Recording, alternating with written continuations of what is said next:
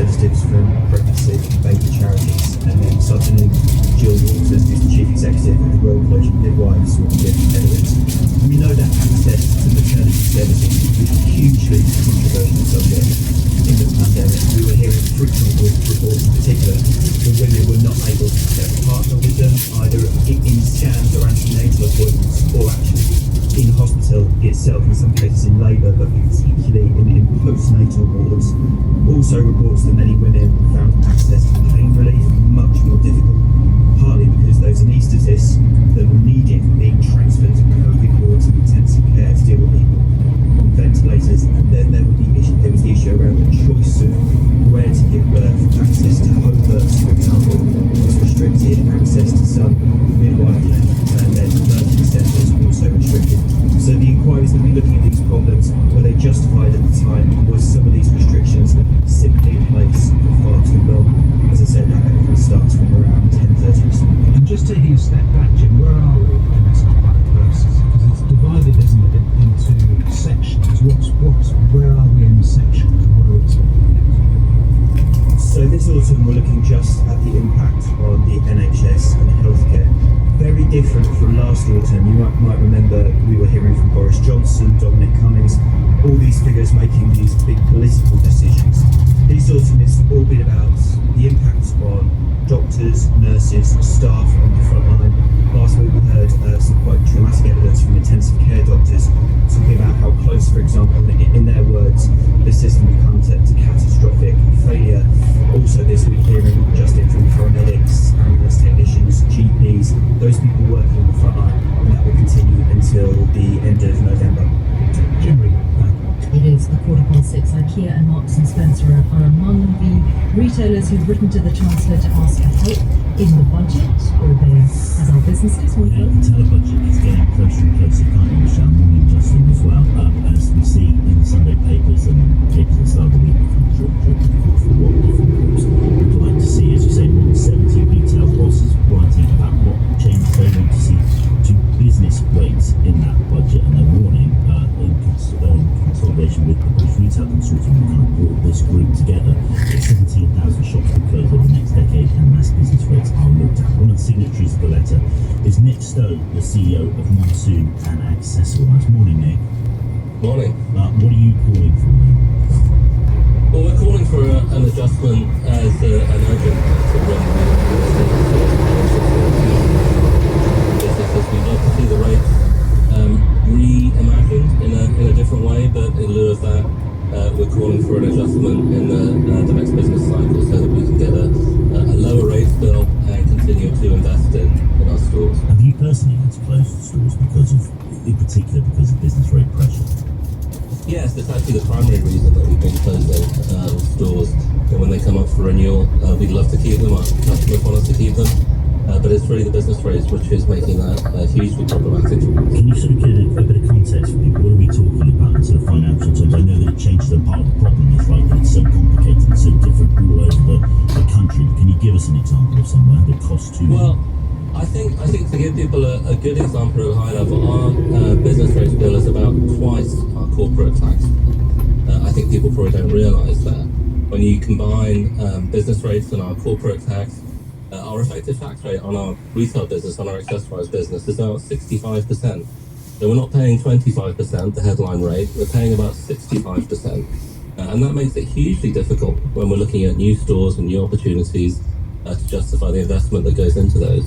A 20% cut in business rates, though, for a government that says it's got a £22 billion black hole in the public finances, doesn't sound very realistic, does it? Well, look, they're going for growth. And I think if you want to get growth in a consumer economy like the UK, consumer spending is about 60% of GDP.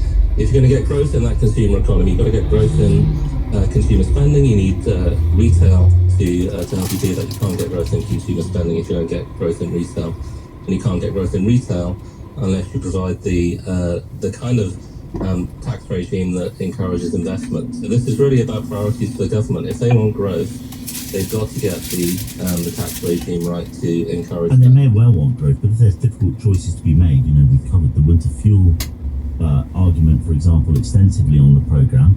A lot of people listening will think, why should private companies get support when individuals are having to be told that they're going to have to make tough decisions with their personal finances? I don't think this is really about support. This is really about taking away the excessive tax that's built up over several years. When you're looking at thousands of stores closing every year, that's a lot of jobs. Every time we close a store, we lose about 15 to 20 staff with that closure.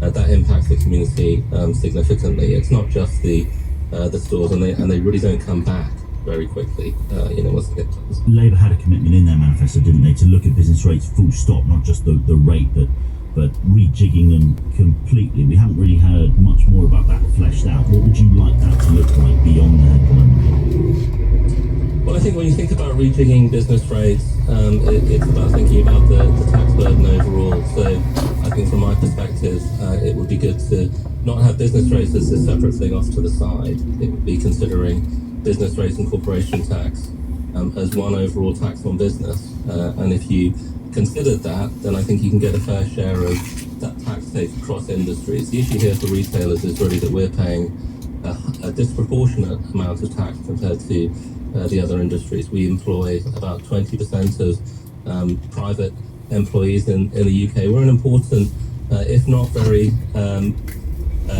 current sector in terms of people looking to industrial policy or investment. So we're very important, but we'd like to level the playing field in the tax base across the different industries. That's the important thing for us. And if that doesn't happen, we work in lots of other parts of the world. Is that where your investment will go instead? Yes, it certainly will. We've got stores that we're opening in Europe, in Germany, Italy. We're looking at the US, and we compare those stores very directly to our UK stores. We've got the money to invest. We've raised enough capital so that we can do that. So the investment will go elsewhere if we can't make it work in the UK. Nick Stowe, Chief Executive of Monsoon and Accessorize. Thanks so much for your time this morning. Now, a new report this morning suggests that the social impact investment market in the UK has been growing rapidly over the past decade or so. But what exactly does that mean? Stephen Mears, CEO of the Better Society Capital, is with us in the studio. Stephen, morning. Good morning. Why don't you take that one on for us first of all? What are we talking about here? So we're basically talking here about investments where people are seeking both a financial return from their investment, but also, crucially, a measurable positive social impact. So alongside that financial return, making an impact on challenges like homelessness, mental health, poverty, investments that can deliver that alongside the financial return. And what we've seen is over the last 12 years, this has grown 12-fold in the UK, and the total market's now at 10 billion. So it's quite a serious number. And it used to be, back in the day, called the Big Society Capital, didn't it? It was all to do with David Cameron, the then Prime Minister's sort of big society idea. Why the change in the name, and does it suggest a kind of change in focus at all? Really, the name is just saying more clearly what we're trying to do. So we're trying to build a better society through using investment capital. So using our capital, but also, crucially, bringing in other investors, that £10 billion to tackle big challenges, channel money to charities, social enterprises, businesses that are making a difference across the country. And to just really explain it out, basically, it's investing, but the goals are sort of tied there as well. It's not just about returns. Exactly. So we're trying to create a social change as well. So just to give an example, to maybe bring it to life for the listeners. So an organisation in Hull, Hollands Network, they provide housing for women who are fleeing domestic abuse, abusive relationships. Social impact investment enable them to buy more properties, so then they can house more people who otherwise probably have been in hostels, potentially being homeless or other sort of very unsafe situations. And that's financially viable because ultimately you own a property, you get an income from it, but equally it's being run by a charity who are providing great support to people who'd otherwise be in really vulnerable situations. So social impact with the finance alongside. Yeah, where do you come in that? How are you just literally handing over the money, or are you involved in the decisions that they then make? So our role is to sort of channel our money, but crucially to attract other investors alongside us, and through funds that then flow the money down to the frontline organisations like Whole Wellness Network who are doing the great work. So we're trying to bring others along with us to see one of the interesting things in the report is showing how many different investors are coming into this. So actually pension funds are now one of the biggest players in social impact investment. A lot of that is the local government pension schemes who, as you probably know, have been being encouraged to invest more in their local areas. So as well as financial returns they need to provide pensioners with a secure income for the future, they're also trying to make a difference to the area,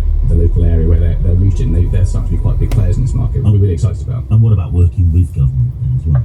Yeah, there's lots of opportunity to work with government. So a great example with the last government is the then housing local government ministry took £25 million. They were going to spend that money anyway. It was money they had to spend to tackling homelessness. But by investing it with us and with others, we managed to bring in other investments. That 25 million turned into over 80 million, which then is housing 3 times as many people, and that's flowed to a range of projects, including fantastic one in London run by NAPO, a charity many of your listeners may have heard of, who work in housing ex-offenders, which is a really big need.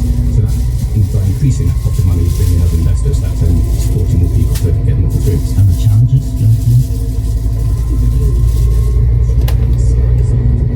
While we're supporting through the projects that we've funded, that's several thousand people, the challenge is getting bigger. We've got 100,000 families on the temporary accommodation list at the moment.